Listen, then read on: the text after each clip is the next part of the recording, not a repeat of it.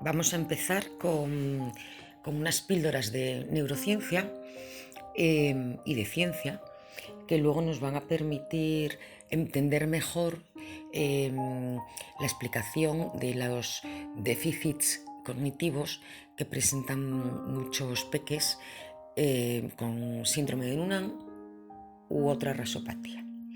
Bueno, lo primero y más importante es, que seguro que ya lo sabéis, saber qué es una neurona. La neurona, las neuronas, pues son las células que tenemos en el cerebro. No son las únicas, existen las células de la glía, etc. Pero lo que nos interesan son las neuronas. Las neuronas están compuestas por un cuerpo y una colita. Bueno, la colita es lo que se llama el axón y es lo que tiene la sustancia blanca. Y el cuerpo, la cabeza, es más pequeñito y se llama sustancia gris porque al no tener mielina tienen, color grisáceo, o es el color que se ve en las resonancias, etc. La mielina es como un lubrificante, por así decirlo, que permite que haya conexión entre las neuronas. El axón, la colita, está lleno de mielina y por eso le da un aspecto blanco. Y así hablamos de sustancia gris y sustancia blanca. La foto es la resonancia magnética de un cerebro cortado por la mitad y visto desde arriba. Si os fijáis, la sustancia gris son esas zonas de color grisáceo que están en los laterales, en la parte externa del cerebro. La sustancia gris está formada por la cabeza de la neurona, que se llama soma. Y, repito, como ya os dije antes, no tiene mielina, de ahí su color. ¿Qué pasa? La sustancia gris, al carecer de mielina, no es capaz de transmitir rápidamente los impulsos nerviosos. Esta característica se asocia con la función del procesamiento de información, la velocidad de procesamiento de información, la velocidad de razonamiento. La cantidad de esta sustancia muchas veces se considera directamente proporcional a la capacidad cognitiva, sin llegar a ser una medida directa. En los peques afectados de síndrome de Noonan se ha descrito que existe menos cantidad de sustancia gris en el lóbulo temporal, que ahora os explico el lóbulo temporal. En cualquier caso, y en términos generales, la velocidad de procesamiento enlentecida en estos niños y niñas tiene que ver con menos cantidad de sustancia gris en determinadas zonas del cerebro. La velocidad de razonamiento es simplemente la velocidad con la que tú procesas la información. A estos peques hay que hablarles más despacio, ellos entienden, pero hay que hablarles más despacio, tardan más en darte las respuestas, tardan más en entender lo que han leído. Eso es una velocidad de procesamiento más lenta y viene dada por menos cantidad de sustancia gris. Mayor o mayor velocidad, pues va a depender en función de la cantidad. Estoy siendo un poco reduccionista porque el cerebro, os lo diré muchas veces, no es que esta zona procesa esto y da lugar a esto. No, es muy complejo y está todo interconectado. Pero bueno, para entendernos un poquito y hacernos una idea general de todo, voy a utilizar esta perspectiva reduccionista. Bien, esto en cuanto a la sustancia gris. El cerebro, a su vez, está dividido en dos partes. La parte derecha, hemisferio derecho, y la parte izquierda, hemisferio izquierdo. Y además, está dividido en distintos lóbulos que están a la parte derecha y a la parte izquierda. Entonces, como se ve en el dibujo, pues existe el lóbulo frontal, que es la frente. El dibujo es un cerebro visto desde la izquierda. El lóbulo parietal, el lóbulo occipital y el lóbulo temporal.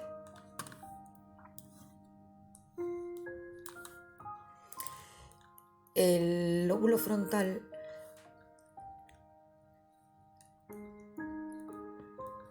todos los lóbulos están interrelacionados entre sí, están conectados. Y están conectados a través de la sustancia blanca. Si veis en la foto, la sustancia blanca está en el centro del cerebro. Está en las zonas profundas del cerebro. La gris estaba en la superficie y la blanca en las zonas internas. La sustancia blanca está formada por los axones, por las colas de las neuronas. Es blanca porque está llena de mielina y es la que une esos axones, que son muy largos, pues unen la parte derecha con la izquierda, la frontal con la posterior. Está totalmente conectado. En el síndrome de Noonan está descrito también que una de las vías, que es la vía ventral, que une la parte posterior con la frontal, tiene niveles de sustancia blanca menores que la población sin ninguna patología. El grado de mielinización, eso depende de cada mutación, depende del exón, depende de muchas cosas. Unos tendrán más e incluso cantidad normalizada y otros tendrán menos y otros mucho menos. La cantidad de sustancia gris y sustancia blanca al final es lo que determina la capacidad intelectual.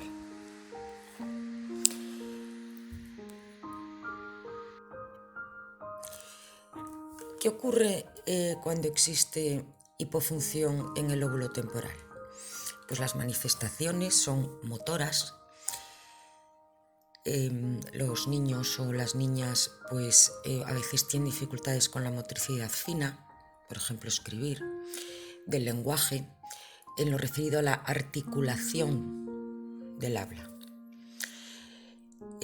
Controlan mal los impulsos, les cuesta evitar hacer algo aunque sepan que no lo pueden hacer. Tiene que ver con el control de impulsos, con organizarse sus tareas, organizar cómo van a realizar algo. Les cuesta mucho todo lo que tenga que ver con series, todo lo que es seriado, aprender series. Dificultad para cambiar de una actividad a otra. Ellos están haciendo, no sé, un dibujo, se les dice que hagan otro o que hagan otra cosa y les cuesta mucho dejar de hacer esa tarea para comenzar otra. Eso no es ser desobediente. Si tienes una dificultad en el lóbulo frontal, te cuesta mucho cambiar de tarea. A veces también tiene que ver con la desinhibición.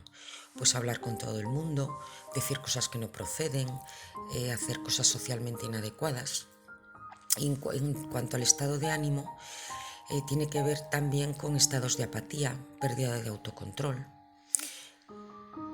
Los lóbulos temporales al final influyen en aspectos conductuales, motores y emocionales. Respecto al lóbulo temporal, el lóbulo temporal está muy relacionado con la memoria, con la comprensión del lenguaje, con la lectura, con las habilidades académicas. Y en la unión del lóbulo temporal y parietal encontramos una zona también hipoactivada en el síndrome de Noonan, que tiene que ver con las habilidades para el cálculo. Estos tres lóbulos frontal, temporal y la parte de unión entre el temporal y el parietal están en la base de las dificultades cognitivas que se hallan en el síndrome de Noonan. Por hipofunción de sustancia gris o de sustancia blanca, es una explicación en términos generales. Ya os digo que el funcionamiento del cerebro es muy complicado, pero quiero que nos quedemos con esto para entender que efectivamente la mutación de los genes de la vía RAS y más en concreto el PTPN11 influyen, forman parte directa de la formación del sistema nervioso. El cerebro es una parte del sistema nervioso. Es más, las neuronas, la plasticidad, la comunicación entre las neuronas está determinado por la proteína del PTPN11. Interviene. Por eso existen estas dificultades en el procesamiento cognitivo de los peques con Noonan, porque lo mismo que tienen un cuerpo condicionado por una mutación genética, tienen un cerebro condicionado por una mutación genética. Otros de los mecanismos que influyen en el fenotipo del síndrome de Noonan, derivados de la mutación de un gen de la vía RAS, es la capacidad de inhibición de esta vía. Vamos a ver, los neurotransmisores son sustancias químicas que se encargan de conectar unas neuronas con otras. Gracias a ellos se puede transmitir la información. Hay distintos tipos de neurotransmisores: la dopamina, la acetilcolina, la serotonina, el glutamato, norepinefrina, el GABA, etc. Nos interesa de manera especial el GABA, porque la mutación en el gen PTPN11 da lugar a una proteína deficitaria, que es la SHP2, que ocasiona que este neurotransmisor GABA sea incapaz de inhibir ciertas conexiones entre neuronas, lo que hace que la vía RAS-MAP esté mucho más excitada, más activa de lo que le correspondería. Es por eso que se dice que hay una ganancia de función en la vía RAS-MAP, porque hay un neurotransmisor que está fallando en inhibir determinadas conexiones neuronales.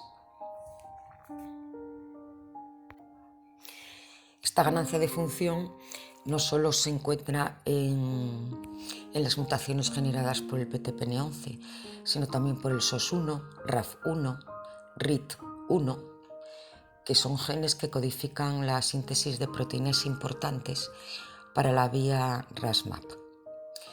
Todos estos genes son importantes para la formación de varios tejidos durante el desarrollo, no solo el cerebro, sino también el corazón. Existen algunos genes que en raras ocasiones dan lugar al síndrome de Noonan y no están implicados en la vía RAS-MAP. Entonces, en un pequeño número de personas se han identificado el A2ML1, el BRAF, el CRAS, el LZTR1, el MAP2K1, el NRAS, el RRAS, el RASA2, el SOS2, etc. Y luego existe, ya sabéis, de un 15 a un 20% de los casos que se desconoce el motivo, por lo que se supone que todavía quedan genes por identificar. Pero bueno, a eso nos referiremos si acaso más adelante. Vamos a entender cómo se forma el cerebro, el sistema nervioso. El sistema nervioso está formado por el cerebro y la médula espinal. Pero, ¿cómo se va formando el cerebro? ¿Qué pasa con las neuronas? Cuando se está desarrollando el cigoto, cuando el óvulo ha sido fecundado a lo largo de su desarrollo, no es que aparece ya el cerebro formado con su configuración final y las neuronas están cada una en su sitio. No. Para llegar a eso ocurren una serie de procesos. Las neuronas no valen todas para todo. Hay neuronas pues para la sensibilidad táctil, neuronas para ver, neuronas para hablar, neuronas para emocionarse, neuronas para el miedo. Las neuronas están especializadas y cada grupo de neuronas se junta con su grupo de neuronas, porque lo contrario serían conexiones neuronales que llamamos aberrantes y que dan lugar a problemas. Si una neurona motora se une con una neurona de la corteza auditiva, que no tienen por qué estar conectadas, darán lugar a una serie de problemas que se evidencian posteriormente en la conducta del niño o de la niña. Vale. Bueno, pues vamos a ver cómo pasa esto. Al principio, las neuronas o el tejido que va a dar lugar a las neuronas está todo como, vamos a imaginarnos un ovillo de lana, todo sin diferenciar, una amalgama. Bien, ¿qué pasa? Comienza la neurogénesis. La neurogénesis empieza cuando ya está formado el tubo neural y finaliza hacia el 4º mes de gestación. La neurogénesis es que empiezan a formarse neuronas, inmaduras, etc. Pero bueno, ya empiezan a formarse las neuronas. El siguiente paso, una vez que ha comenzado la neurogénesis, porque estas etapas se solapan, comienza la migración. ¿La migración qué es? La migración se extiende hasta el periodo fetal hasta la 9ª semana. La 9ª semana y algo más. Entonces, las neuronas, cada una, migración, significa que cada uno se va a su parte del cerebro. Bueno, pues las motoras se van a la zona frontal, las visuales se van a la parte posterior del cerebro, etc. Es que como cada tipo de neurona especializada se va a su sitio, y esa es la migración neuronal. A partir del segundo o tercer mes se produce la diferenciación, maduración y mielogénesis de las neuronas. Esto quiere decir que, ya están cada una en su sitio, ¿vale? Y entonces ahora cada uno se va a especializar, a madurar, y va en la función para la que han sido diseñadas. Cada uno su función específica, porque en la neurogénesis son todo como células madres. Cada una, no hay ninguna... Vamos a ver, que cada una tiene el potencial de convertirse en una neurona para diversas funciones. Una vez que han migrado, que ya están en su sitio, se están diferenciando, por así decirlo, cada una se especializa en la función que vaya a desempeñar. Y la siguiente fase es la poda sináptica o muerte neuronal, que además acontece ya una vez que el bebé nació. ¿Esto qué quiere decir? Que durante las fases anteriores, pues hay muchas neuronas, muchas que se conectan mucho entre ellas, pero es que el cerebro, para funcionar adecuadamente, no necesita tantísimas neuronas conectadas. Entonces se produce la poda o muerte, es decir, la poda, las conexiones neuronales que no tienen sentido, que no sirven, que no aportan, mueren, y además eso permite que persistan las conexiones funcionales y que además que funcione mejor. porque lo que queda es lo que realmente funciona y es necesario, ni más ni menos. Bueno, para que un cerebro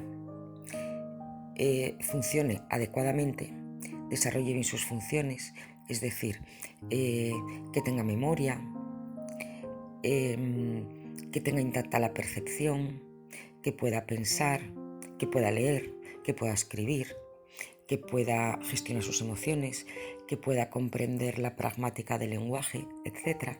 Estas fases se tienen que haber desarrollado bien. Porque un daño en cualquiera o un error en cualquiera de estas fases dará lugar a problemas.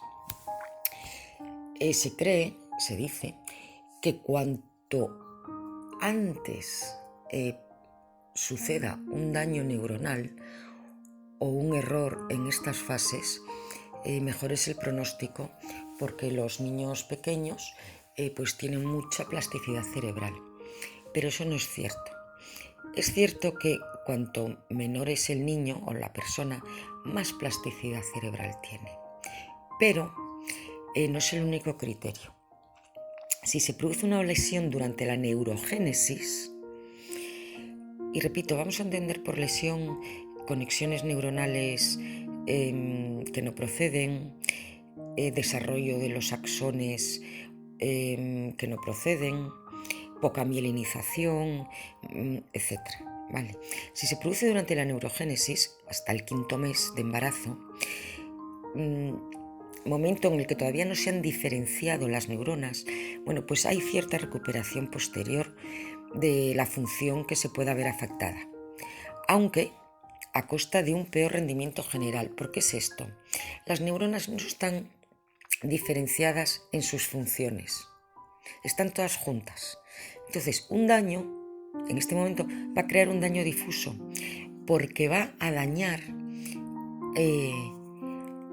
a gran cantidad de neuronas que luego se van a especializar en distintas cosas. Entonces, todas esas distintas cosas van a estar afectadas. Entonces, a lo mejor no es un daño muy grande, pero es un daño difuso. Una lesión en esta etapa nunca dará lugar a una disfunción focal específica. Como por ejemplo, si somos adultos, me doy un golpe en la parte frontal de la cabeza, pues pierdo la capacidad de habla, porque ahí en esa zona tengo ya las neuronas motoras que me permiten hablar. Pero en la neurogénesis, como todavía no están especializadas,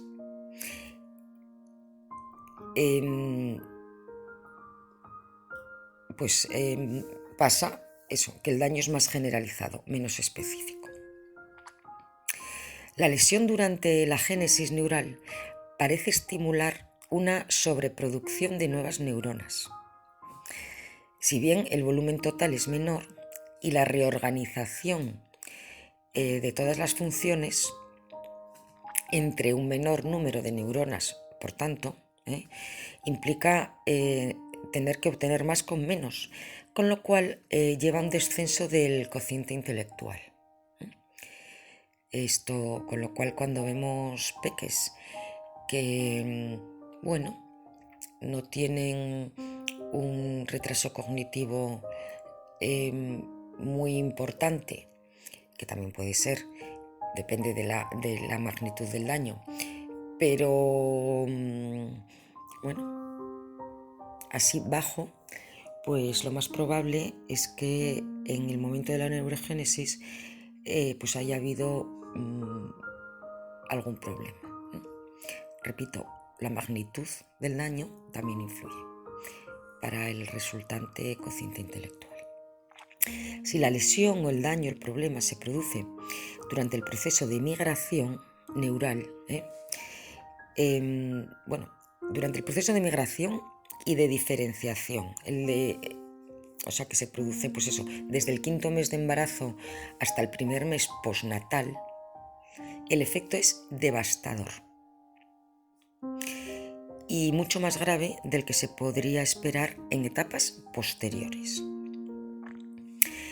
Durante esta fase, cualquier agresión genera un mal posicionamiento de las neuronas, lo que dará como consecuencia la ausencia de neuronas en lugares donde deberían estar, con la consecuente reducción de conexiones necesarias, la acumulación extra de células en lugares del cerebro donde no deberían estar, entonces no van a cumplir ninguna función porque ahí no pegan nada, pero es que además van a entorpecer el funcionamiento normal de las que han migrado de forma adecuada.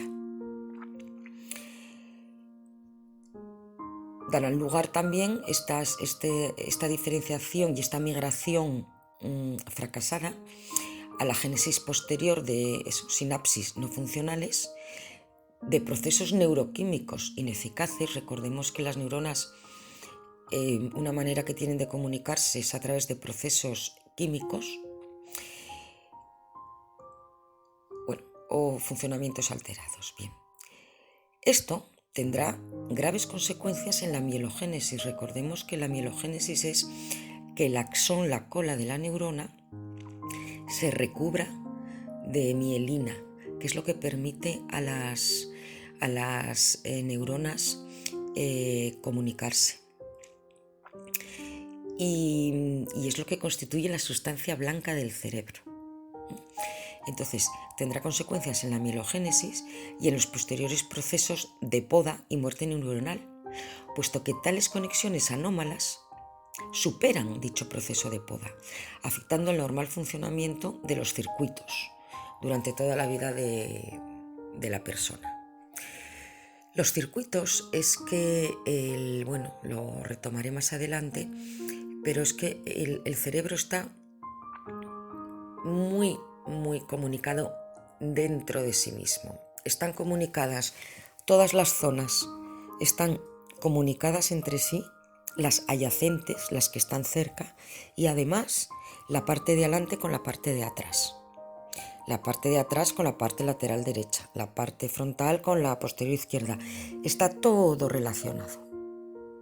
Y eso es a lo que me refiero cuando hablo de los circuitos cerebrales.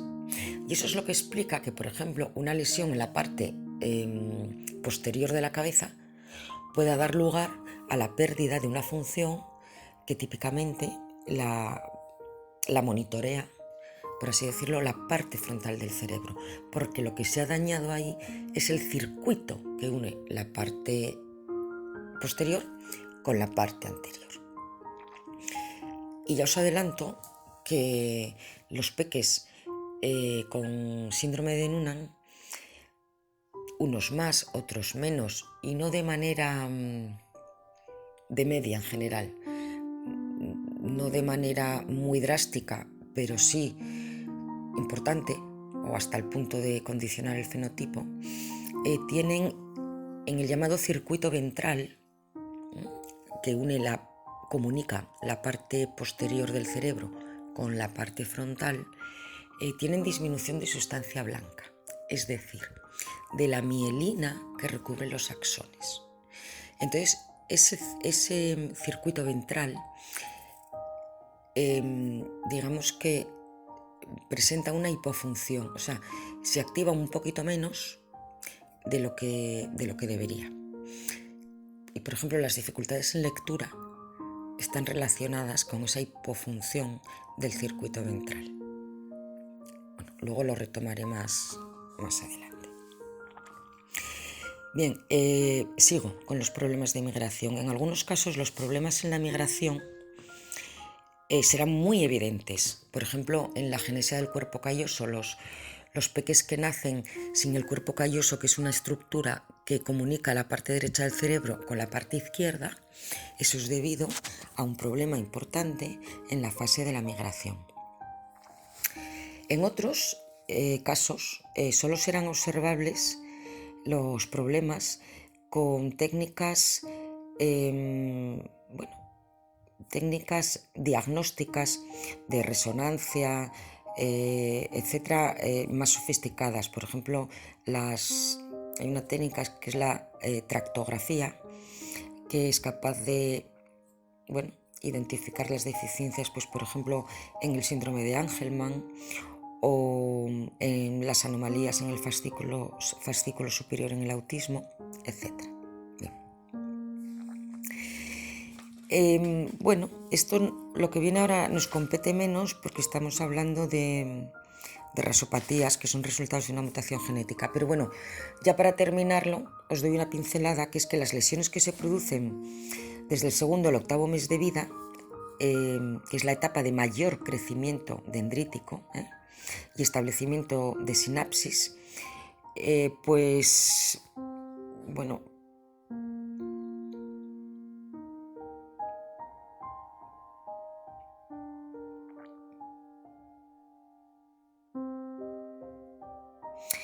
no dará lugar a una lesión tan grave, porque, bueno, tan difusa, y sin embargo, pues sí más localizada, porque las neuronas pues ya han migrado, ya están diferenciadas y ya cada uno tiene su función.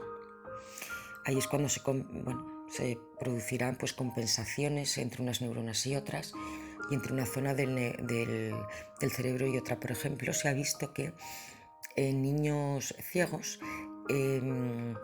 las sensaciones táctiles cuando leen braille se activan en la zona de la visión, y eso es una compensación de una función de unas partes del cerebro con otras. Bien. ¿Qué factores alteran el desarrollo del cerebro ya una vez que el peque esto ya está aquí, ya nació? Bueno, el desarrollo del sistema nervioso, o del cerebro, en este caso la funcionalidad del cerebro, sigue una secuencia estable y determinada genéticamente. Por ejemplo, primero gateamos, luego conseguimos hacer más conexiones neuronales, entonces ya nos podemos poner de pie. Seguimos realizando conexiones neuronales, podemos caminar. Seguimos realizando conexiones neuronales, empezamos a hablar. Eso es a lo que se refiere con que el desarrollo del cerebro sigue una secuencia estable y determinada genéticamente. Nunca vamos a aprender a hablar a los 8 meses y luego a caminar a los 3 años. ¿Vale? Bueno, a ver, entenderme. Quiero decir, si un niño tiene problemas, puede que aprenda a caminar a los 3 años porque a los 2 no ha podido. Pero a lo que voy es que, desde el punto de vista evolutivo, todo sigue una secuencia. Hay distintos factores que pueden afectar a esta secuencia. Y son los, pues eso, genéticos y ambientales. En el caso de lo que nos ocupa, estaríamos pues eso, ante factores genéticos que pueden condicionar el desarrollo. Y además, ¿por qué? Porque muchos genes de la vía RAS-MAP, y de manera especial y específica el PTPN11, interviene directamente en las conexiones, en la formación y en las conexiones entre neuronas, y más específicamente en la formación del hipocampo, que iré más allá. Pero es que fijaros, en el síndrome de Noonan la capacidad de plasticidad cerebral está condicionada, y está condicionada porque este gen participa en la plasticidad cerebral, en favorecer la conexión, las conexiones neuronales, y es un gen mutado, con lo cual hay ciertas funciones, bueno, pues que las realiza de manera incompleta, lo cual condiciona, por ejemplo, pues la capacidad de aprendizaje o el potencial, por ejemplo. Vale.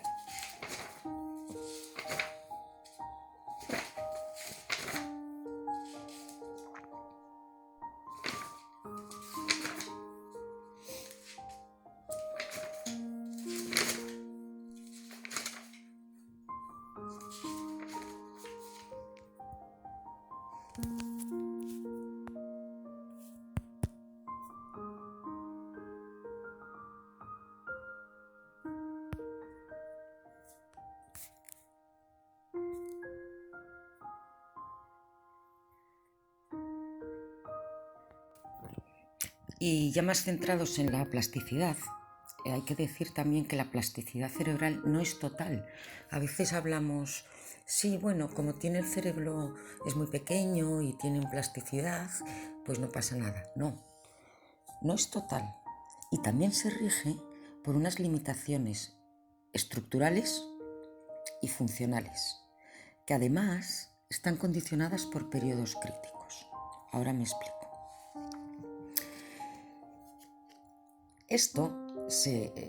Su sentido es que obviamente la naturaleza no puede dejar al capricho del entorno el desarrollo de ningún sistema que pretenda ser funcional para sobrevivir. Y esto es importante porque esto explica la importancia de la intervención temprana.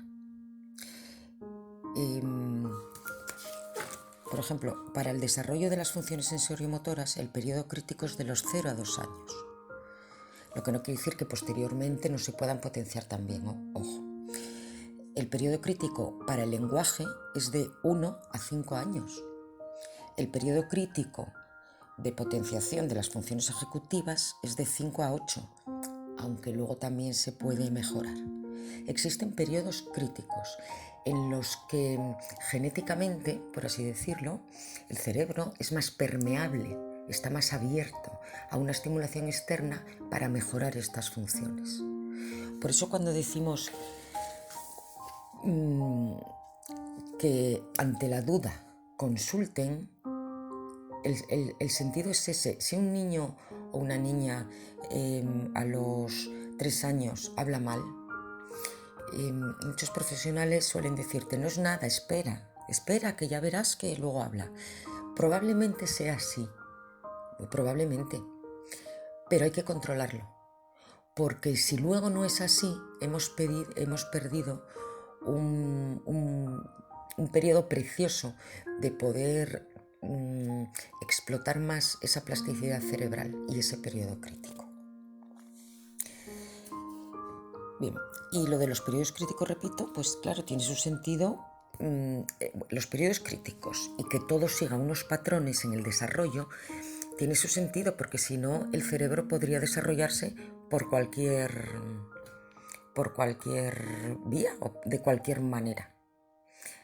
Eso también pasa. Por eso, por ejemplo, en el campo de la neuropsicología, pues es importante intervenir pronto para evitar que este cerebro nuestro, con sus plasticidades y etcétera, pues cree conexiones que luego no solo no van a ser funcionales, sino que incluso pueden interferir. Vamos a andar un poquito más. Hay que distinguir la plasticidad asociada al propio desarrollo del cerebro. Vale, esto es que existen mecanismos que están esperando la experiencia y están relacionados con el desarrollo de las funciones innatas propias de la especie. Por ejemplo, el habla. El habla pues tiene su lenguaje, tiene su periodo crítico de 11 años. La capacidad de hablar se adquiere sin esfuerzo, porque es una capacidad programada genéticamente. ¿Qué pasa? Vamos a ponernos en un caso extremo, que si de 1 a 5 años nadie nos habla, esa función probablemente no se desarrolle o se desarrolle de manera muy deficitaria. Y esto es a lo que me refiero con mecanismos expectantes de la experiencia. Yo tengo esa capacidad, pero necesito una estimulación externa que me la desarrolle. Y estas capacidades que necesitan de la experiencia para desarrollarse tienen periodos críticos. Existen otras que no tienen periodos críticos. Y ahí hablamos de la plasticidad asociada al aprendizaje. Son capacidades que se desarrollan sobre la base de experiencias específicas, pero que las puedes desarrollar en cualquier momento. Por ejemplo, aprender a andar en bicicleta, o aprender ruso, o aprender a esquiar.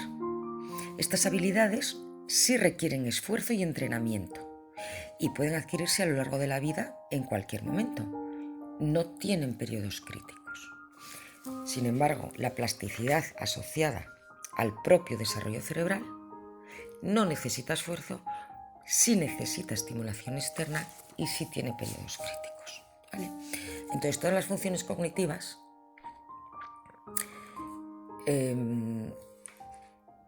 se basan en plasticidad asociada al propio desarrollo cerebral. Repito otra vez más la importancia de la intervención temprana. El inicio de los periodos sensibles o críticos se produce cuando comienza de forma intensa la estimulación relevante para los circuitos, motor, lenguaje. El tipo de estímulo que es relevante para cada circuito es específico y también está predeterminado genéticamente. Durante el periodo crítico de desarrollo se generan y se consolidan las sinapsis, las que valen, las funcionales, eliminándose, produciéndose la poda de aquellas que no son funcionales. Ese periodo crítico termina cuando la estimulación recibida ya no genera más cambios moleculares o celulares, ya no genera más aprendizaje. En el caso del síndrome de Noonan, también en otros problemas del neurodesarrollo, pero en el síndrome de Noonan, ¿cuándo finaliza una intervención, por ejemplo, neuropsicológica? Cuando tú estás estimulando una determinada parte del cerebro para potenciar una determinada capacidad y ves que ya no hay cambios, que ya no se produce aprendizaje, lo que puedes interpretar es que hasta aquí hemos llegado en la capacidad de plasticidad que tiene esta función. Bueno, lo cojo con pinzas porque esto no es así de tajante, pero bueno, es característico ver que después de meses de ir evolucionando y de ir mejorando, llega un momento en que ya no se produce más aprendizaje. Bueno, pues esto hay que interpretarlo como que la capacidad para la plasticidad de esa determinada zona, bueno, pues que ha llegado a su límite. Digo que no es del todo cierto porque un cerebro condicionado genéticamente, como es un cerebro de un peque afectado por una rasopatía, no se desarrolla necesariamente igual y con los mismos tiempos que un cerebro no condicionado genéticamente. En estos peques se ven periodos de mucho aprendizaje y de repente periodos en los que no se produce ningún cambio. Pero luego se puede volver a producir aprendizaje. Es como que en vez de que el desarrollo sea fluido, va como de manera intermitente. Mucho aprendizaje, freno. Mucho aprendizaje, freno. Por eso, aunque se produzca un freno puntual, hay que seguir esperando que se pueda producir otro momento de aprendizaje. Y ahora abro un paréntesis, porque bueno, no tiene que ver con la plasticidad, pero sí con el funcionamiento biológico del cerebro, y me lo preguntan muchas veces. Seguro que habréis notado en vuestros peques que bueno, han llegado a un cierto nivel y de repente no hacen cosas que hacían, cosas que se las sabían muy bien no se las saben. Es como que dio un paso para atrás.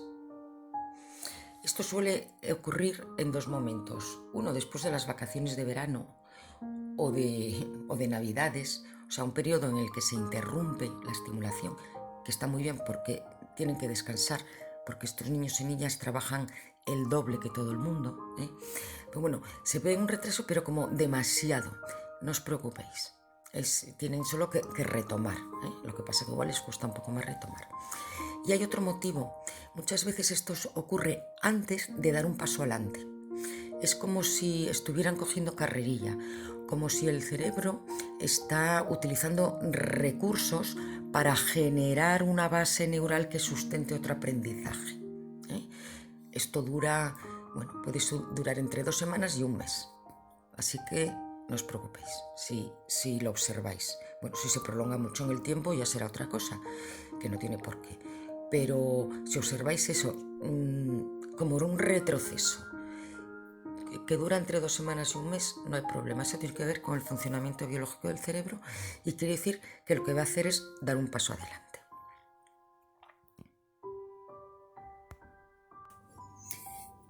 Y ahora comenzamos el apartado 3, que es la neuropsicología en el síndrome de Noonan. Aunque me voy a referir también a otras mutaciones dentro de las rasopatías que no sean específicas, pero específicas del síndrome de Noonan, pero bueno, a modo de comparación. Bueno, cada vez hay más investigaciones que revelan que las alteraciones neuropsicológicas pues son comunes en el síndrome de Noonan, hasta el punto que aquellas personas que no tienen un fenotipo muy marcado, es decir, que los problemas físicos están bajo control, son las dificultades neuropsicológicas lo que les crea un mayor problema. Por eso es muy importante tener esto en cuenta, pues para tomar medidas lo antes posible. Bien, más en concreto. A ver, respecto a los rasgos neurológicos, el síndrome de Noonan no se caracteriza por tener rasgos neurológicos entendidos como pues alguna microlesión o anormalidades cerebrales, anormalidades entendidas como estructurales, de la anatomía del cerebro, de la fisiología del cerebro, etc. Aparecen en un 10-13%, sí se han descrito problemas convulsivos, ¿no? Incluidas epilepsia del lóbulo temporal, convulsiones febriles, convulsiones generalizadas, pero no es un dato significativo, aunque existe. Varios estudios también han señalado una asociación entre el síndrome de Noonan y la enfermedad de Chiari-1. Lo que pasa que tampoco está muy claro si tienen relación o es casualidad. Algunos autores hablan entre un 4 y un 20%, pero bueno, es un rango así como muy amplio. No hay una constancia de que tener síndrome de Noonan implica un mayor riesgo de anomalías de Chiari-1. Aparece también en ocasiones la hidrocefalia, muy poco. También malformaciones arteriovenosas, cavernomas cerebrales, aneurismas, pero el porcentaje, repito, es muy bajo. Como excepción,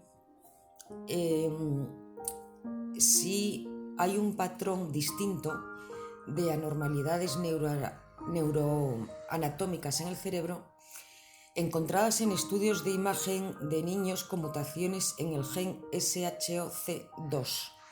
Este gen tiene un fenotipo más complicado, más severo.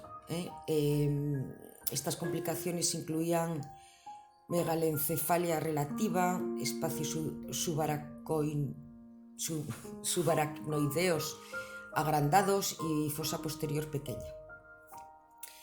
En cualquier caso, es muy poco probable que aparezcan problemas neuroanatómicos cerebrales en personas con el síndrome de Noonan. Vale. Entonces dejamos a un lado el aspecto neurológico y pasamos al funcionamiento intelectual.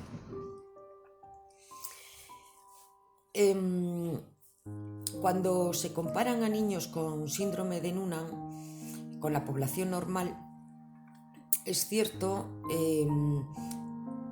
que tienden a tener un cociente intelectual en términos generales más bajos. En cualquier caso, a pesar de tener mayor riesgo de funcionamiento intelectual por debajo de la media, la mayoría se encuentran dentro de un rango promedio intelectual.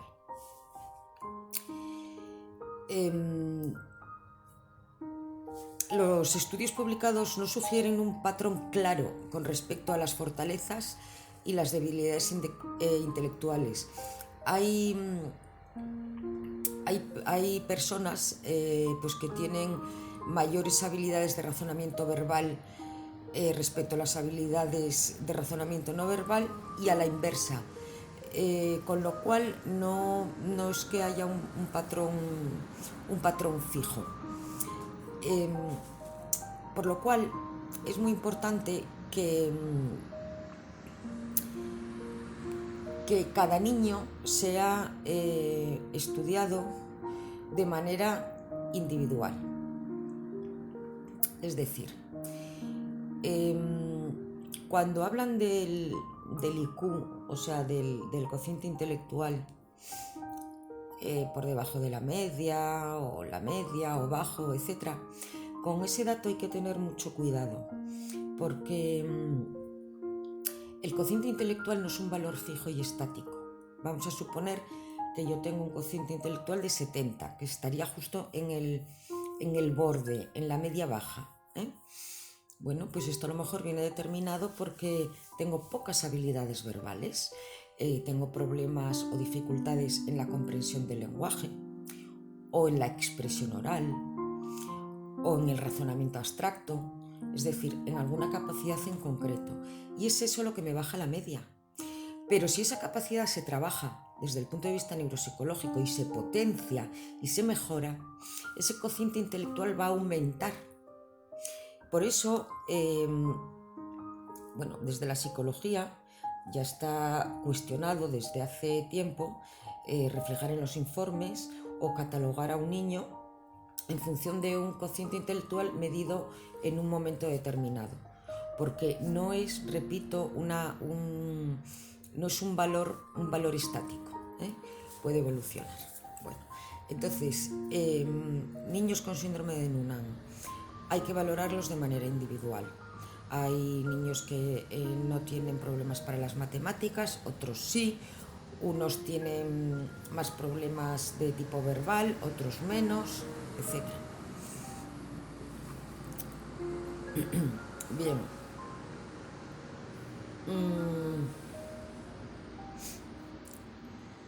Lo que sí es general a todos es la velocidad de procesamiento. Es el único subdominio intelectual en el que se encontró una diferencia importante y estable y generalizada con el grupo de comparación. La velocidad lenta de procesamiento se ha relacionado con muchos trastornos del neurodesarrollo, ¿no? Incluidas las personas con problemas de aprendizaje, de atención, problemas del estado de ánimo, de comportamiento, etc. Una velocidad lenta de la información se asocia con la maduración y la organización de la materia blanca del cerebro. Una velocidad de procesamiento lenta quiere decir simplemente que son más lentos al realizar las operaciones cognitivas, ¿no? Por ejemplo, 6 más 4, 6 más 4, 10.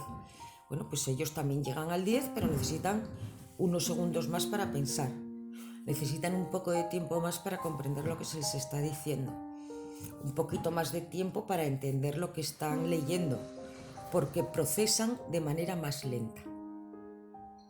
Porque tienen tractos de sustancia blanca, bueno, pues un poquito más disminuida. Es como una pila nueva que le acabas de poner y una pila que está un poquito gastada. Bueno, las dos encienden la linterna, pero a lo mejor una tarda más que otra, o una da una luz más tenue que otra. Y eso no quiere decir que tengan deficiencia intelectual, ni retraso, ni nada. Simplemente que procesan la información de una manera más lenta. Y eso sí que es generalizado. Los niños que se medican porque tengan problemas cardíacos o tengan crisis convulsivas, etc., eso es un enlentecimiento de la velocidad de procesamiento, también puede estar causada por estos medicamentos. Bien. En términos de predictores, bueno, pues algunos autores vieron que los niños con un fenotipo más severo, con una expresión física más severa, por ejemplo, pues características faciales más marcadas, enfermedades cardíacas más graves, una baja estatura más marcada, anomalías más significativas en la pared torácica, etc., que eso se correlaciona con un cociente intelectual verbal y un razonamiento significativamente más bajo en comparación con aquellos que tienen un fenotipo físico más leve. Bueno, eso se propuso, pero luego también hay algunos estudios que no encontraron esa correlación entre gravedad de la enfermedad y capacidades cognitivas. O sea, no está muy claro. Por eso repito que a cada niño hay que evaluarlo de manera individual. Si sabemos que van a tener determinadas dificultades cognitivas, pero no son homogéneas. Bien.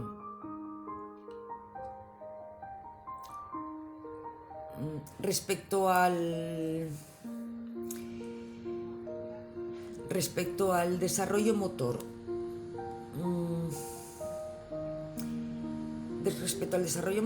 en las habilidades motoras finas y gruesas sí se aprecian cierto retraso en su desarrollo, especialmente durante la infancia y los años preescolares. Bueno, pues esto puede ser porque suelen presentar hipotonía, falta de crecimiento, la enfermedad cardíaca congénita, anomalías esqueléticas, etc. Entonces eso puede llevar a un retraso, ¿no?, en la psicomotricidad, aunque luego la igualan más o menos. Es cierto que tardan más en sentarse, en comenzar a andar, etc. Y además, dentro de estas, las habilidades motoras gruesas pues se retrasan más que las finas. De hecho, las habilidades motoras gruesas pues pueden seguir viéndose afectadas durante la infancia e incluso la adolescencia. Y también puede aparecer un problema en la coordinación motora. Esto, bueno, aunque repito, también depende bastante de cada niño. Respecto al procesamiento visual, pues también se han constatado problemas en la percepción visual y el procesamiento de la información visual. Esto puede tener un poco que ver también con el tipo de párpados que tienen, con los ojos muy separados, con las fisuras palpebrales inclinadas hacia abajo, aparte de problemas como el estrabismo, el nistagmo, etc. Entonces, bueno, esto en un momento dado afecta a los movimientos oculares, la agudeza visual y si puede, bueno, interferir de alguna manera en el aprendizaje, en la adquisición de la lectura, etc. Incluso en la escritura, por la integración visual-motora. Bueno, también puede ser un factor que puede incidir en el desarrollo neuropsicológico. Respecto al habla y al lenguaje, los niños con síndrome de Noonan dicen en promedio la primera palabra alrededor de los 15 meses, con frases muy simples de 2 palabras que surgen alrededor de los 31 o 32 meses. Al tener dificultades importantes en la alimentación, que estas afectan aproximadamente al 75% de los niños con este síndrome, por ejemplo, mala succión, deglución, náuseas, reflujo, vómitos recurrentes, rechazo de alimentos, etc. Eso a menudo crean dificultades en la adquisición del habla y del lenguaje. El lenguaje expresivo tiende a desarrollarse más lentamente que las habilidades del lenguaje comprensivo. Por eso es muy importante instaurar terapia de habla y lenguaje de manera temprana, pero ojo, con un diagnóstico. Esto de dar por defecto tratamientos logopédicos y de psicomotricidad sin tener un diagnóstico es un error, porque tratamientos logopédicos hay muchísimos. Entonces, si no sé exactamente la dificultad de mi hijo, ¿cuál de todos los tratamientos posibles le estoy dando? Recuerdo que el perfil neuropsicológico de cada niño es distinto, independientemente de que tengan una serie de dificultades comunes, es distinto. Con lo cual, eso de logopedia y psicomotricidad por defecto, que lo hacen mucho en los centros de atención temprana y en los colegios, pues vale, pero con un diagnóstico previo.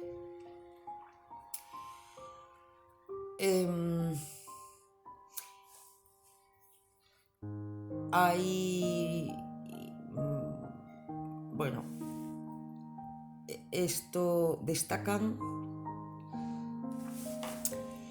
las medidas de funcionamiento intelectual no verbal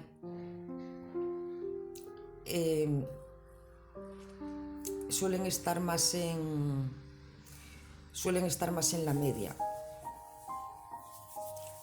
Y bueno, esto también puede potenciar en un momento dado el desarrollo del lenguaje. Este desarrollo tardío del lenguaje está asociado con el desarrollo tardío de las habilidades académicas.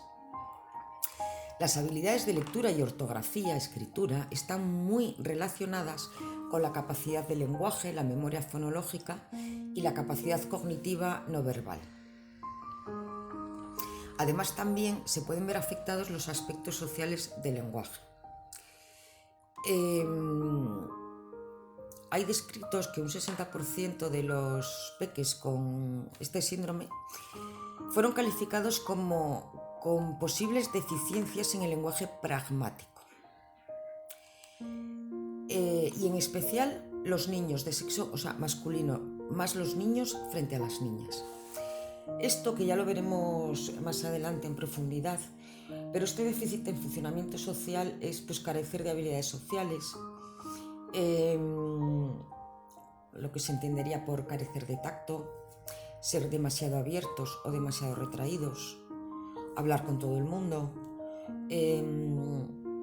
hablar de temas, por ejemplo, es característico también en los niños muy hipersexuales, constantemente haciendo referencias a zonas íntimas o etc.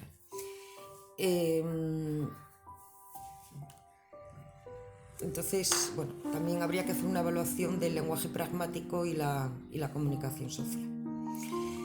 Respecto a la memoria es un área de particular interés en las rasopatías y en concreto en el síndrome de Noonan, porque la vía RAS-MAP es esencial para regular la plasticidad cerebral y además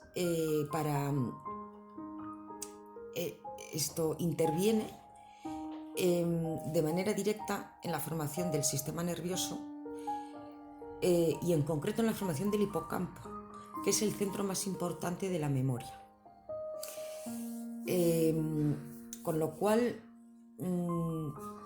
los déficits de memoria que presentan todos los niños afectados con el síndrome de Noonan están directamente relacionados con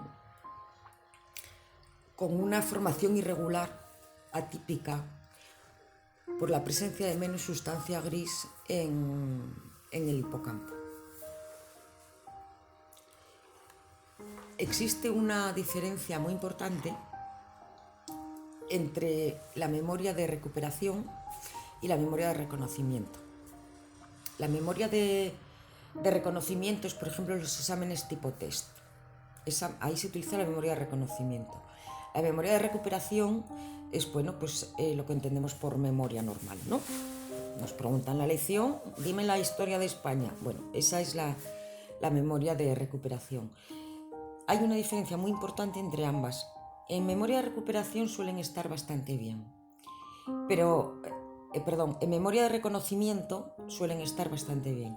En memoria de recuperación fallan, sobre todo en memoria de recuperación verbal, porque en memoria de recuperación visual, lo que les entra por los ojos, lo recuerdan mucho mejor, porque esa memoria, la memoria visual, está mucho menos afectada. Uno de sus grandes problemas es la memoria de recuperación. Por eso siempre se sugiere en las recomendaciones escolares que les pongan exámenes tipo test, que esos lo saben hacer y se refleja bien los conocimientos que tienen. Porque si se les ponen exámenes que requieren una memoria de recuperación, ahí no se están evaluando los conocimientos, se está evaluando una capacidad cognitiva que tienen mermada. También es cierto que con la intervención neuropsicológica se puede mejorar mucho esta memoria de recuperación. Bueno, respecto a los problemas de atención y las funciones ejecutivas, esto también es común en todas las rasopatías y en todos los niños afectados de síndrome de Noonan.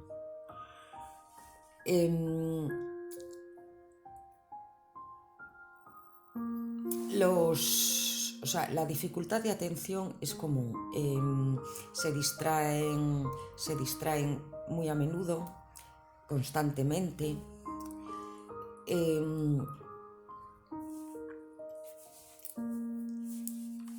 La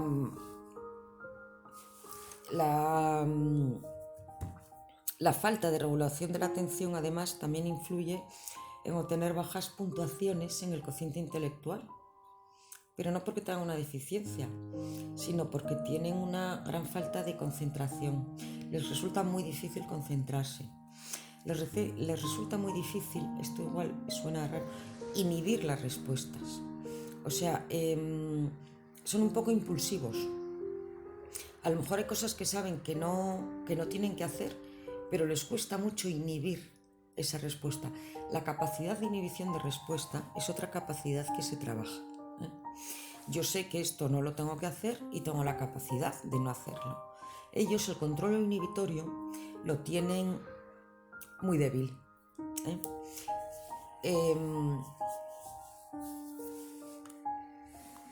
Bien. Esto también se puede trabajar desde la neuropsicología, es trabajar las funciones ejecutivas. Bien.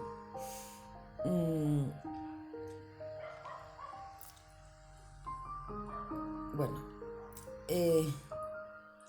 vuelvo ahora un poco al funcionamiento social, porque otra área que está mermada es la competencia en habilidades sociales. Los niños con síndrome de Noonan tienen tendencia a la inmadurez social, con una interacción reducida con sus pares y una visión disminuida de las situaciones sociales.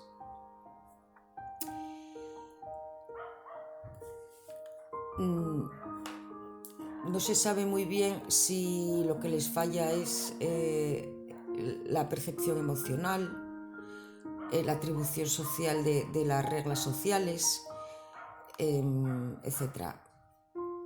Pero, por ejemplo, puntúan más bajo en la percepción y el etiquetado de las expresiones faciales emocionales.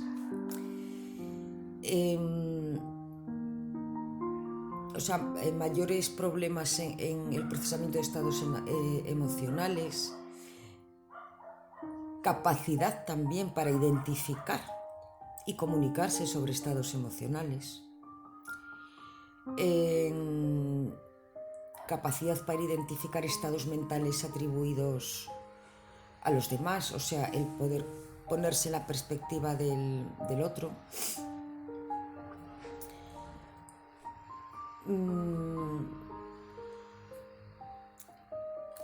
También hay un factor que podría impactar potencialmente en el desarrollo social y la relación de personas con síndrome de Noonan, o sea, un factor que podría impactar es la experiencia de las burlas o la intimidación. En un estudio, pacientes con síndrome de Noonan indicaron que a menudo se burlaban de ellos porque tenían baja estatura o se veían diferentes a sus compañeros. Desgraciadamente, la prevalencia y la gravedad de la victimización entre compañeros o entre los compañeros con peques que tienen síndrome de Noonan no ha sido evaluado en profundidad. Sin embargo, esto es un dato a tener en cuenta porque los posibles efectos de la victimización repetida de los compañeros en el ajuste psicológico del niño con Noonan puede dar lugar a un estado de ánimo deprimido o baja autoestima, etc. Aquí quiero incluir como dato que vamos a ver la depresión en niños. El rasgo que caracteriza la depresión en niños no es la tristeza como en adultos, es la irritabilidad. Un niño deprimido no está triste, o no necesariamente, o no solo, está irritable, ¿vale? Ojo también con el dato, no confundamos la irritabilidad como estado de ánimo con que el niño está preadolescente o adolescente, o que no le damos lo que queremos, etc. Pero bueno, quede como dato. La señal de alarma no es la tristeza, sino la irritabilidad con aquellos con quien tiene confianza. Bien, vamos a seguir con la presencia de psicopatología, salud mental. O sea, es decir, los niños con síndrome de Noonan tienen mayor probabilidad de tener trastornos psicológicos, trastornos psiquiátricos. Bueno, pues a ver, tampoco hay muchos estudios. Si hay algún dato que correlaciona adultos con este síndrome, pues con una mayor toma de antidepresivos, por ejemplo, y de fármacos para la ansiedad. Lo que ocurre es que, claro, lo que no se sabe es si esta mayor tendencia a la depresión y a la ansiedad viene causada por las experiencias que han tenido que vivir debido a su síndrome o al síndrome mismo. Con lo cual aquí cobra una especial importancia el contexto. ¿Cómo se educa a estos niños? ¿Con qué habilidades se les equipe? ¿Con qué fortaleza de carácter? Porque estos serían los mecanismos protectores para evitar los estados de ánimos depresivos. También se barajan otro tipo de problemas como hiperactividad y todas estas cosas, pero no hay nada contundente. Y lo que sería muy importante, repito, es, antes de asociar esta mutación con un trastorno, tener muy en cuenta el contexto, los apoyos, las situaciones, las experiencias que pasan estos niños. Porque a lo mejor su estado de ánimo es consecuencia de ello, con lo cual sería más fácil, porque es mucho más fácil modificar interacciones que, claro, algo que viene determinado genéticamente. Bien.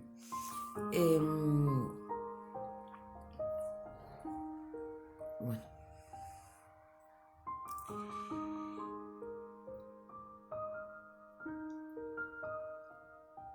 Vale. Respecto a la calidad de vida en general, estudios con adultos,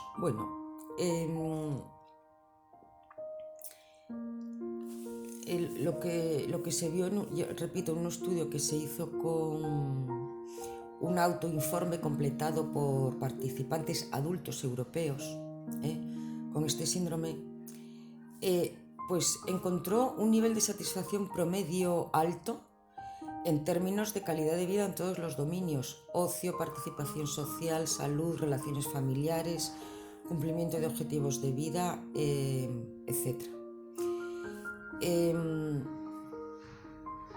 No, si acaso, bueno, se evidenció también que alcanzan niveles algo más bajos de estudios, pero que eso no tiene nada que ver con la satisfacción en la vida, simplemente una variable, y que, bueno, pues vivían con mayor frecuencia sin parejas. Pero bueno, repito que en cuanto a salud,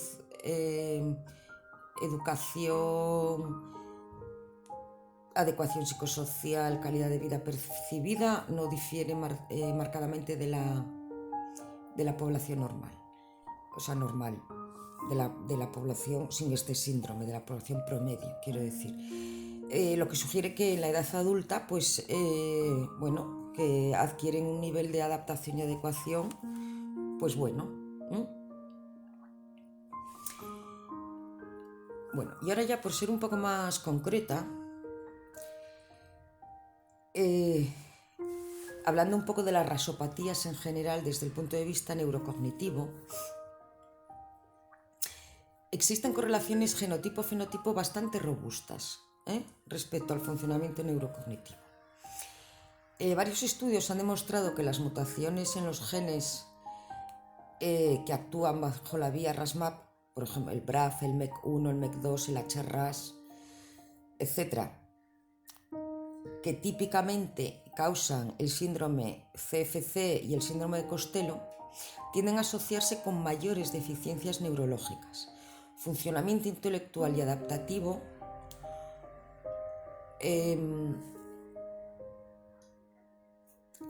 un poquito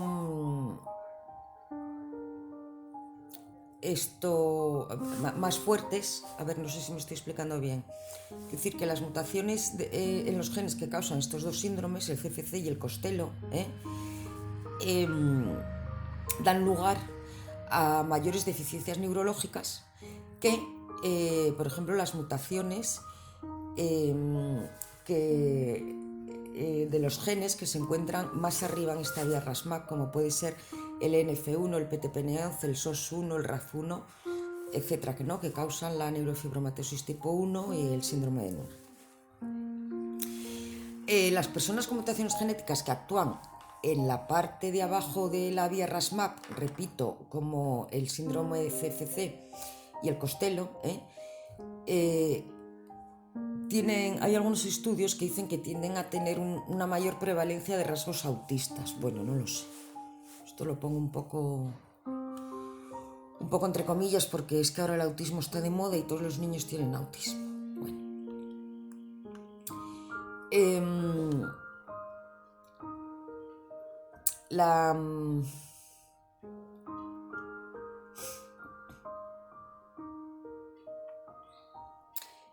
Respecto a la mutación PTPN11, que son la causa más común, el síndrome de Noonan, y representa aproximadamente el 50% de los casos, pues hay una amplia variabilidad de resultados neurocognitivos o neuropsicológicos. De hecho, dentro del PTPN11, los que tienen una mutación en el PN308D no presentan ningún tipo de discapacidad intelectual, no presentan ningún tipo de déficit neurocognitivo, un cociente intelectual en la media o por encima. Estos junto con la PN308S.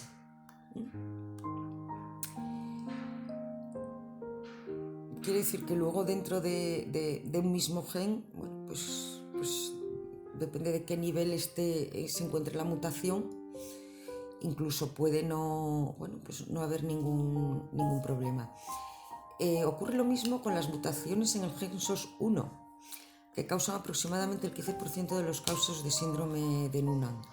La mayoría de las investigaciones sugieren que las personas con mutaciones en el gen SOS1 tienen resultados muy favorables con respecto al desarrollo cognitivo.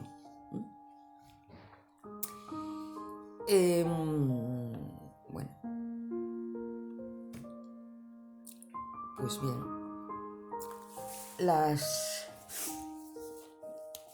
mutaciones genéticas más raras, incluidas las NRAS, CRAS, RIT1, RAF1, SCHOC2 y CBL, representan muy pocos casos de síndrome de Noonan. Los que tienen la mutación RAF1, bueno, se pueden equiparar más o menos a los PTPN11. Los que tienen el funcionamiento neuropsicológico de peques con mutaciones NRAS, CBL y RIT1 es desconocido, no existen muchos estudios con esta mutación.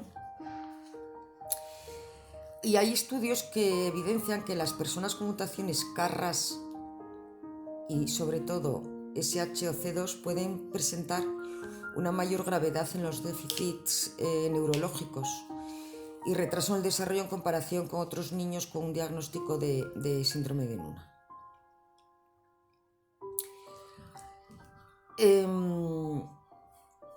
Y, en fin, el amplio espectro de resultados del desarrollo en las rasopatías, junto con una superposición clínica significativa en el fenotipo, pues da como resultado cierta ambigüedad en la clasificación clínica de los peques, ¿no? Particularmente en las situaciones en las que la afectación neurológica es una de las características distintivas clave. Por ejemplo, se ha descrito que peques con mutaciones KRAS tienen un fenotípico clínico intermedio ambiguo que tiene características de síndrome de Noonan y de CFC, con lo cual los peques con esta mutación pueden ser diagnosticados con cualquiera de estas condiciones dependiendo de su representación clínica específica. Curiosamente también un estudio encontró que peques con mutaciones KRAS puntuaron entre la media de los grupos confirmados por CFC y confirmados por síndrome de Noonan. Lo que sugiere que estos peques también pueden exhibir un perfil algo intermedio, ¿no?, en términos de funcionamiento neurocognitivo. También algunos estudios encontraron que ocasionalmente las mutaciones en BRAF y MEC1 puede dar como resultado un fenotipo más similar a síndrome de Noonan o a Leopard que a CFC típico. Bueno, independientemente del problema de la clasificación, existen datos que indican que el espectro de mutaciones BRAF y MEC1 incluye peques con funcionamiento intelectual intacto, a pesar de la evidencia de que la gran mayoría presenta dificultades cognitivas. Hay que seguir investigando. Como conclusión, ya para terminar este apartado, a modo de resumen, ¿no? Pues vamos a ver. Nos queda claro que los hitos del desarrollo retrasados son extremadamente comunes en el síndrome de Noonan durante la infancia y los primeros años, especialmente con respecto al desarrollo motor grueso y el lenguaje expresivo. Si bien los retrasos más severos en el lenguaje o las habilidades motoras parecen colocar a un peque con síndrome de Noonan en riesgo de resultados neurocognitivos menos favorables, es importante tener en cuenta que cuando alcanzan la edad escolar el funcionamiento intelectual general suele andar dentro de los límites en la mayoría de los niños. Durante la infancia y la adolescencia posteriores, las habilidades del lenguaje tienden a ser generalmente proporcionales al funcionamiento cognitivo no verbal. Es decir, que acaban yéndose hacia la media, el rendimiento en las distintas capacidades. De hecho, las habilidades intelectuales tienden a seguir bastante de cerca a los otros dominios neurocognitivos, incluidas las habilidades de atención, motrices y de comunicación. Para los niños con cociente intelectual promedio, a lo mejor algún déficit en otro dominio, bueno, pues son muy sutiles, y no llegan a condicionarles.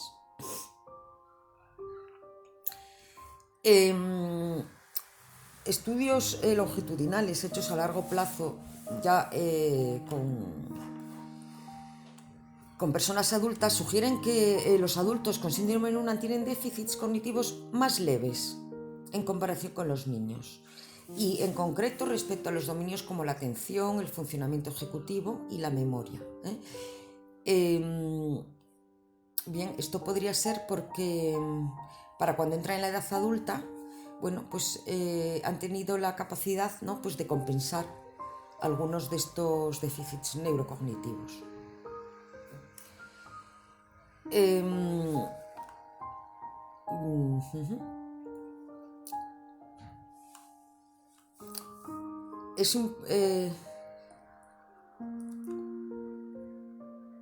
Bien, en cuanto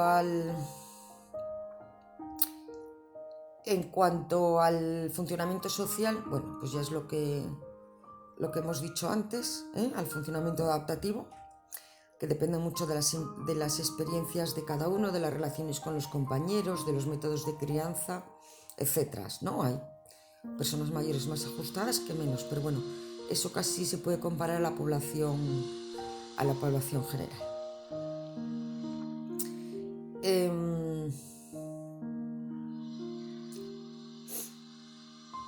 Bueno,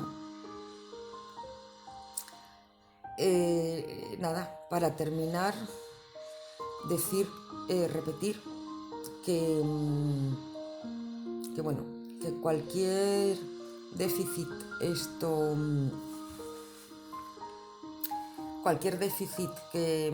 neuropsicológico puede mejorarse y potenciarse, con lo cual de verdad el diagnóstico y la instauración de terapias neuropsicológicas tempranas es fundamental.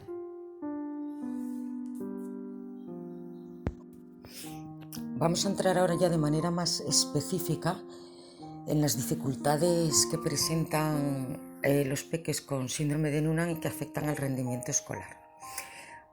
En términos muy generales, superficiales y sin ánimo de ser exhaustiva, pero con la intención de que salgáis por aquí con una idea por lo menos general, porque es que el cerebro es muy complicado. Yo lo estoy tratando como si se pudiera dividir en partes, cosa que no se puede hacer, pero bueno, las dificultades vienen según está descrito en la literatura, vienen de menos cantidad de sustancia gris, es decir, de número de neuronas, en el lóbulo temporal izquierdo y en su conexión con el parietal izquierdo, y menos sustancia blanca en el circuito ventral, que es el que comunica la parte posterior del cerebro con la parte frontal. Vale. Esto, menos sustancia gris o blanca, y también hipofunción. Hipofunción a lo mejor es que hay neuronas en potencia que hay que estimular para que se conecten, ¿vale? Bien, ¿cómo afecta esto? Dificultades que tienen los peques con síndrome de Noonan derivadas del funcionamiento de los lóbulos frontales o del lóbulo frontal. 1. Bajo rendimiento en funciones ejecutivas. ¿Esto qué quiere decir? A ver, las funciones ejecutivas son el grupo de funciones cognitivas las que más nos distinguen de los animales. Nos sirven para coordinar otras capacidades, la regulación de la emoción, de las respuestas conductuales que damos ante determinadas tareas, iniciación de comportamientos apropiados, inhibición de comportamientos no apropiados, memoria, atención, emoción, etc. Vale, entonces vamos a ir una por una. Respecto a la emoción, que no es de la que más se habla, Y sin embargo, en el síndrome de Noonan es importante. El nombre técnico sería alexitimia, lo que pasa que y hay investigaciones que sí relacionan la lexitimia con este síndrome. Bueno, después hay grados. Yo os cuento lo que es, pero después hay grados. La lexitimia es la dificultad para identificar y comunicar estados emocionales con palabras. Es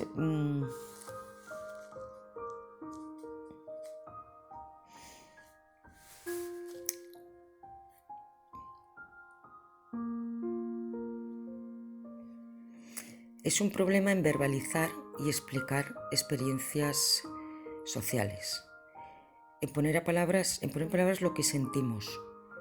Hay algunos padres con peques con Noonan que me dicen, es que no sé lo que siente, no lo cuenta, lo que le pasa por la cabeza. Eso puede ser parte de la manera de ser del niño o de la niña, que sea más introvertido, ojo, o también puede ser con esta incapacidad para poner palabras a las emociones y los sentimientos. Y bueno, y esto se puede trabajar. Bien.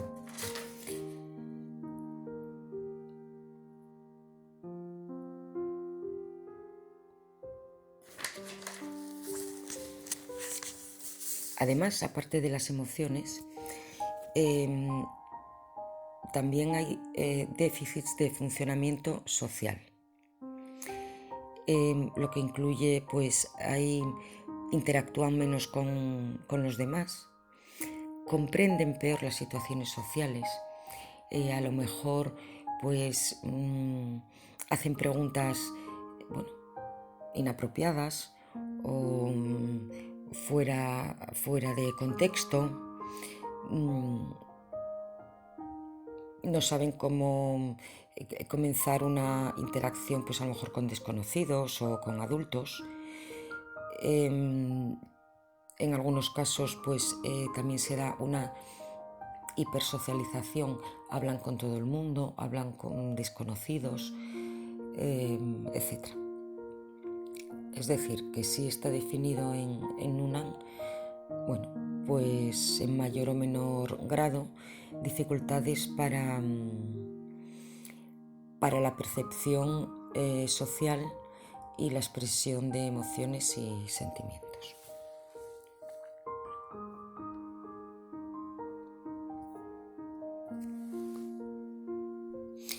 Dentro, como parte de las funciones ejecutivas, aparecen también problemas en la atención.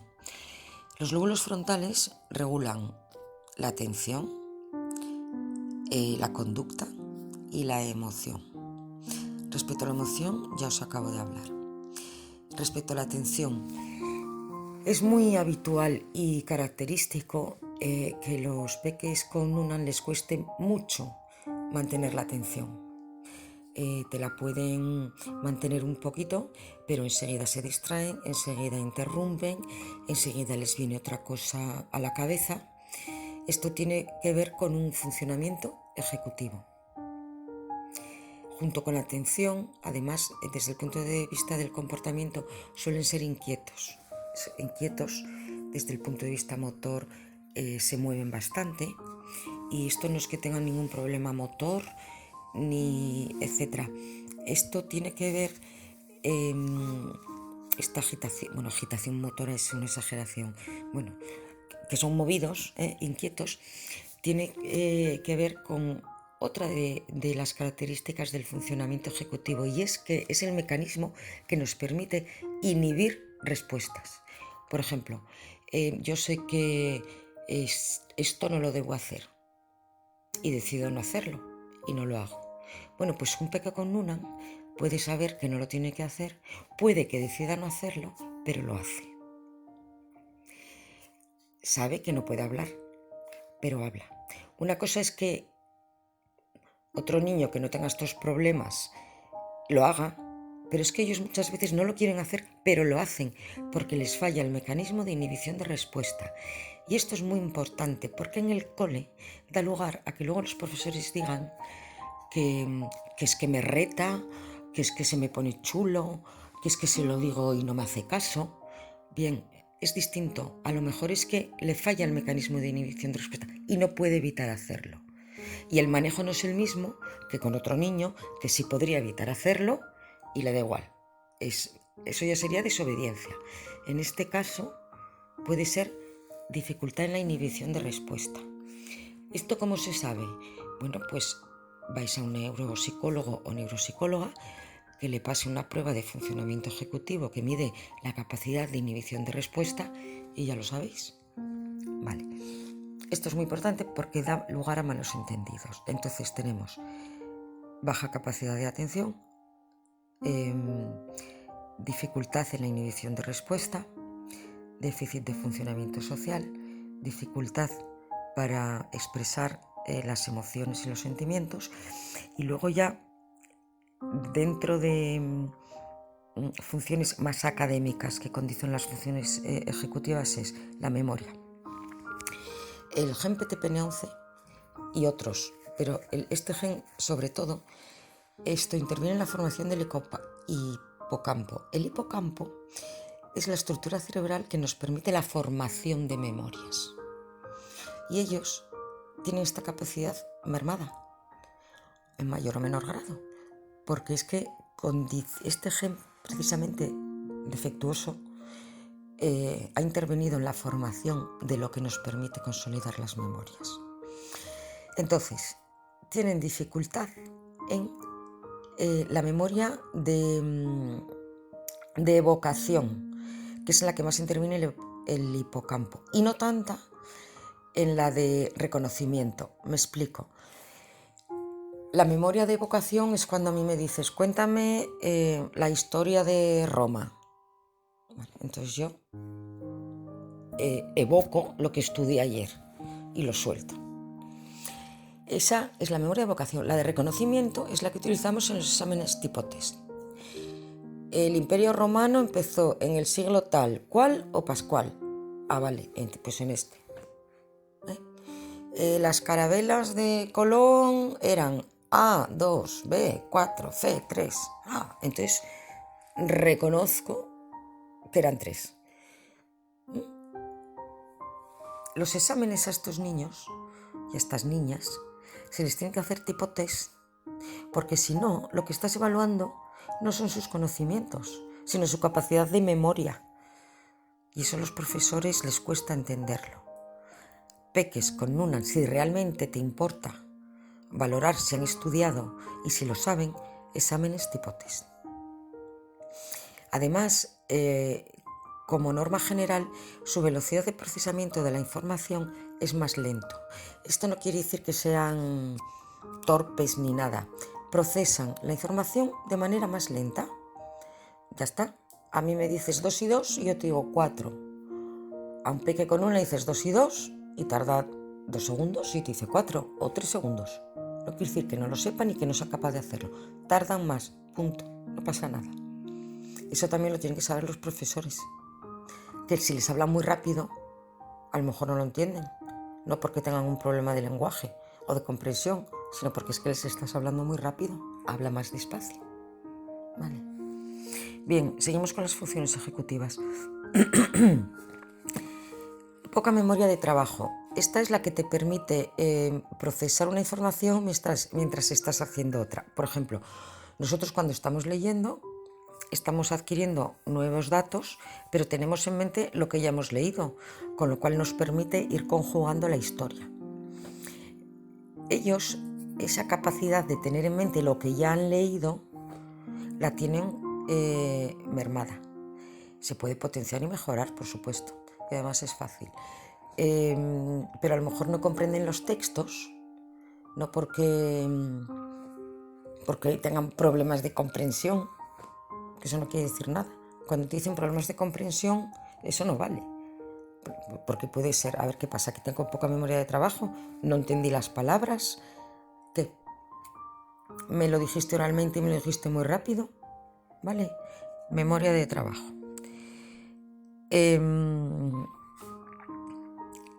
¿Vale? Esto es muy característico, reducción de la fluidez verbal y no verbal. Tienen dificultades para generar palabras, para, bueno, para hacer un discurso fluido con sentido, porque muchas veces pues, se van por las ramas, pierden el hilo de lo que estaban diciendo, se centran en detalles que no vienen al caso, cambian de un tema a otro.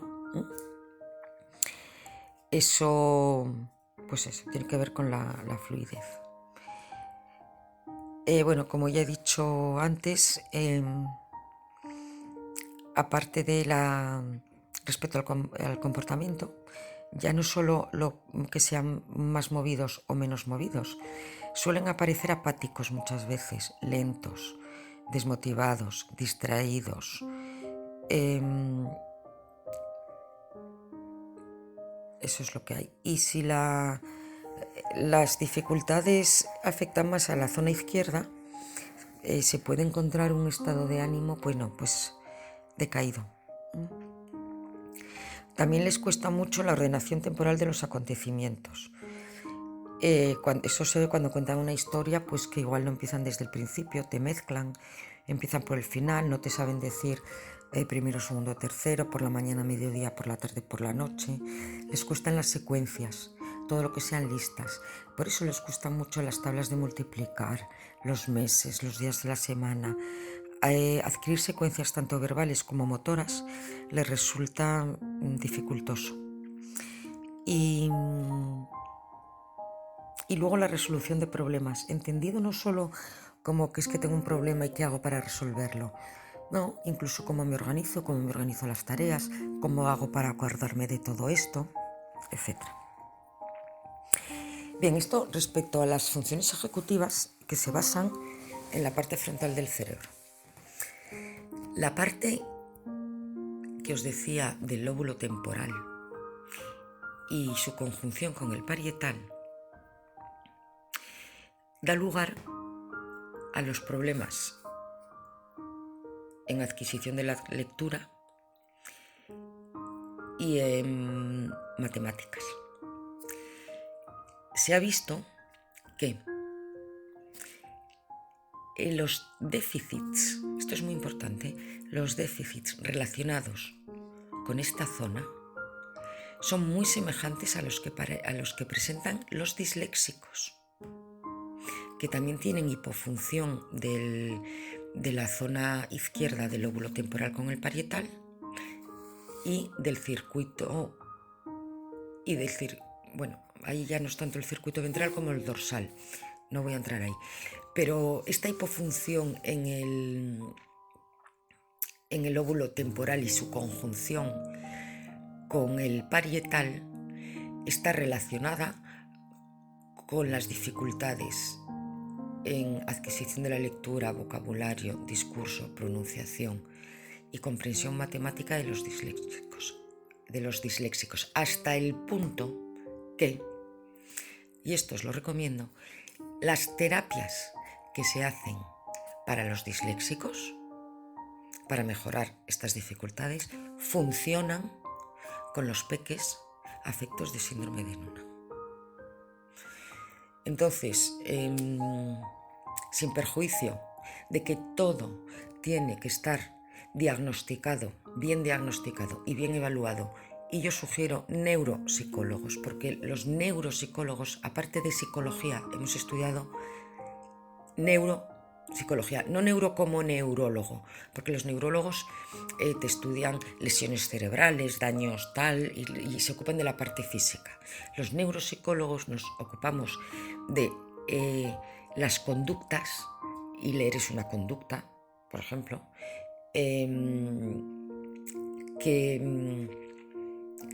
que están producidas por determinados funcionamientos, cuanto menos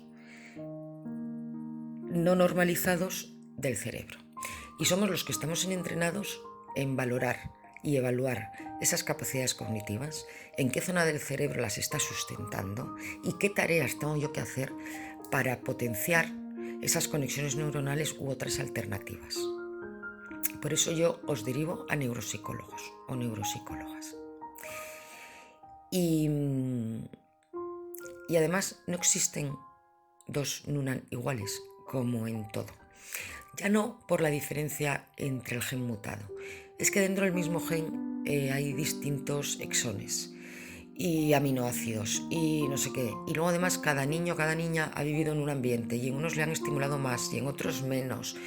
Y en otros las pautas de crianza han sido más funcionales y en otros menos, y etcétera. Entonces yo todo lo que os he dicho es en términos generales. Porque, a ver, luego yo he visto peques que teniendo la misma mutación, el mismo gen, pues unos tienen unas capacidades de lenguaje estupendas y otros fatales. Y al revés. Entonces no vas a aplicar el tratamiento como churros. Esto es en general. Y luego hay que adecuarlo a cada peque en particular. Pero ya a modo de resumen de todo lo que os he contado, quedaros con que aquí hay que potenciar y trabajar funciones ejecutivas y las dificultades propias de la dislexia. Lectura, en algunos escritura, porque a veces aparecen disgrafía, dislexia y discalculia. O no tanto como para constituir una discalculia, pero sí presentan dificultades en matemáticas que tienen que ver con el lenguaje. Por ejemplo, hay peques que pueden ser muy buenos haciendo operaciones, pero son incapaces de aprenderse los números. ¿Por qué? Porque los números están relacionados con capacidades del lenguaje, no dejan de ser palabras y símbolos. Entonces, eso está condicionado por, entre comillas, por la dislexia. Con lo cual pueden tener dificultades en todas las áreas de matemáticas o solo en aquellas relacionadas con el lenguaje. Aprenderse las tablas de multiplicar también tiene que ver con el lenguaje. Tú ahí estás memorizando palabras. Ahí te estás memorizando palabras antes de que lo entiendan. Hay muchas cosas de matemáticas que no entienden por el lenguaje. Cuando les explicas unidades, decenas y centenas en primero de primaria, eso no lo van a aprender nunca. Nunca en primero de primaria, ojo. Tienen que desarrollar las capacidades visoespaciales, que también tienen que ver con las funciones ejecutivas. Bueno, resumiendo, tratamiento de estos peques. Cuanto antes mejor. Porque nadie en un hospital cuando nazcan y les diagnostiquen el síndrome os va a decir que tienen necesidades neurocognitivas, porque al no tener una lesión cerebral, las pruebas que se utilizan, las funcionales, las típicas, como resonancias magnéticas y tal, no evidencian ningún problema. Los microproblemas se evidencian pues, con resonancias magnéticas funcionales, tactografías, etcétera, que no son pruebas que se utilizan al uso. Se utilizan solo pues si aparece algo muy concreto, bueno, pues entonces puede que las utilicen, pero al uso no, con lo cual las pruebas que le realicen en el hospital van a dar todas en el ámbito de la normalidad. Segundo, actuación precoz, o sea, a ver, tampoco quiero alarmar, pero bueno, que cuanto antes mejor. Le suele ir bien la terapia ocupacional. Muchas veces se usan logopedia. A mí me parece muy bien la logopedia, pero es que yo veo muchos niños que van a logopedia pero no tienen un diagnóstico. Claro, es que si tienes una dislexia tú puedes ir al logopeda, pero te sigues quedando con la dislexia. Igual hablas un poco mejor. Es que yo veo peques que después de un año en logopeda, claro, no leen. No es que hablaba mal, sí, pero es que hablar mal es un signo que te indica que este peque puede tener dislexia.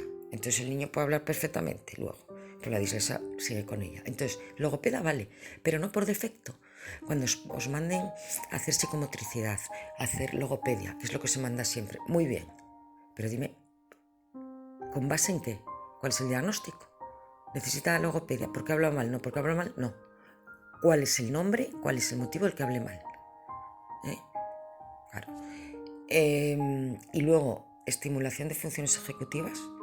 Y como es muy probable que tengan problemas en adquisición de lectura, etc., pues cuanto antes, a los 5, antes de los 5 tampoco tiene mucho sentido, pero a los 5 ya llevarles a algún sitio especializado y que empiecen a trabajarles, no la lectura, porque a los 5 años no se aprende a leer, a estimularle las zonas que luego sustentarán la lectura, las zonas que sustentan los procesos lectores, que es fundamentalmente el lóbulo temporal izquierdo, y o la vía ventral o la vía dorsal. Bueno, eso ya según vea el neuropsicólogo. Hay muchas tareas para estimularlo. Bueno, pues hasta aquí he llegado.